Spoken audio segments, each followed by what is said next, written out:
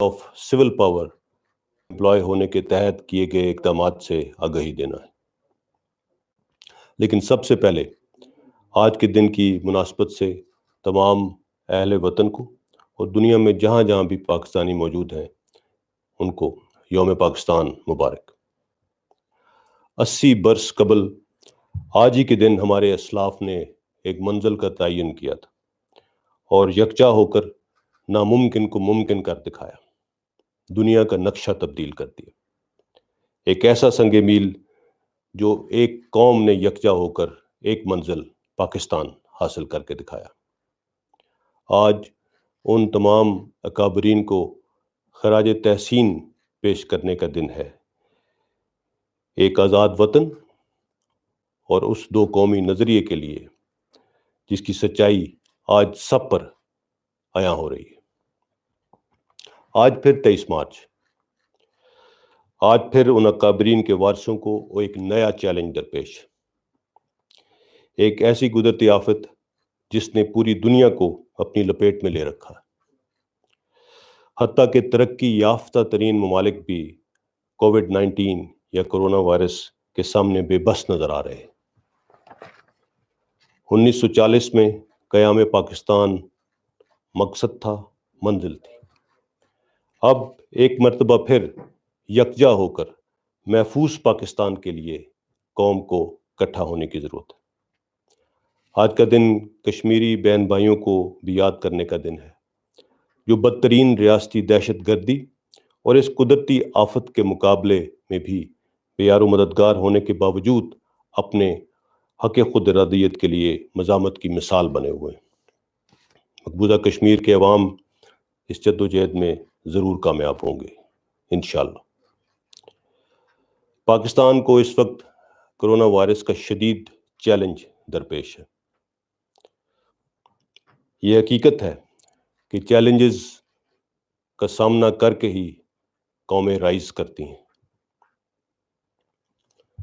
ان حالات میں عوام کا ریاست پر بھرپور اعتماد ہی اس صورتحال سے نکلنے میں مدد دے سکتا ہے۔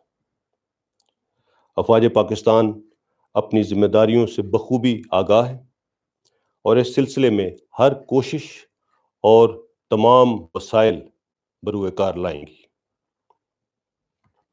کل شام ایک خصوصی کور کمانڈرز کانفرنس میں کورونا کا جائزہ لیا گیا۔ حکومت پاکستان نے آئین کے آرٹیکل 245 کے تحت افواج پاکستان کو ان ایڈ آف سول پاور طلب کر لیا ہے۔ پاکستان آرمی کی لائن آف کنٹرول اور ویسٹرن بارڈرز پر بھرپور اور بھاری ڈپلائمنٹ کے باوجود چیف آف آرمی اسٹاف نے تمام اویلیبل ٹروپس اور افواج پاکستان کے تمام میڈیکل ریسورسز کو ضرورت کے مطابق ڈپلوائے کرنے کے احکامات جاری کر دیے۔ وفاق کھانے پینے کی اشیاء اور میڈیکل سامان تیار کرنے والی فیکٹریاں اور میڈیکل سٹور کھلے رہ سکیں گے۔ تمام سکولز بند رہیں گے۔ ہر قسم کے اجتماعات پر پابندی رہے گی۔ تمام قسم کے شاپنگ مالز، ریسٹورنٹس، سنیماز، شادی ہال، سوئمنگ پولز اور غیر ضروری نقل و حرکت پر پابندی رہے گی۔ انٹرسٹی ٹرانسپورٹ صرف فوڈ سپلائی چین کے لیے استعمال کی جائے گی۔ شہروں کے اندر ہر قسم کی پبلک ٹرانسپورٹ بند رہے گی۔ تمام ایئرپورٹس انٹرنیشنل فلائٹس کے لیے 4 اپریل تک بند رہیں گے۔ پیٹرول پمپس اور منڈیاں صوبائی حکومتوں کی طرف سے نوٹیفائڈ ڈیز پر ہی کھل سکیں گی۔ اس حوالے سے صوبائی حکومتیں اپنے اپنے صوبے میں مزید گائیڈ لائنز جاری کریں گی جنہیں سول اداروں کے ساتھ مل کر یقینی بنایا جائے گا۔ تمام حفاظتی اقدامات کے تحت بارڈرز تو بند کر دیے گئے ہیں، لیکن اصل بارڈر انسان اور کرونا وائرس کے درمیان ہے جس پر ہم نے قابو پانا ہے۔ یہ انفرادی، خاندانی، کمیونٹی اور معاشرے کے طور پر مشکل اور سخت فیصلے کرنے کا وقت ہے۔ انفرادی نظم و ضبط اور باہمی تعاون تمام اداروں کی کوششوں کو کامیاب کرے گا۔ کورونا وائرس کے خلاف بیسٹ ڈیفense آئسولیشن سے بھی زیادہ کوآپریشن ہے۔ The task at hand is enormous and very difficult. لیکن دنیا نے 2005 کے زلزلے اور 2010 کے سیلاب اور دہشت گردی کے خلاف جنگ میں اس قوم کی ریزیلینس کو بخوبی دیکھا ہے۔ موجودہ چیلنج نے ایک بار پھر ہماری نیشن ہوڈ کو آزمایا ہے، لیکن اس مرتبہ خطرہ بہت ہی مختلف نوعیت کا ہے۔ The likes of which we have not seen in our lifetimes. اس خطرے پر قابو پانے کے لیے افواج پاکستان قوم کے شانہ بشانہ کھڑی ہوں گی۔ ورلڈ بیسٹ پریکٹسز کو مد نظر رکھتے ہوئے اپنی نقل و حرکت کو محدود رکھنا ہی مؤثر ترین بچاؤ ہے،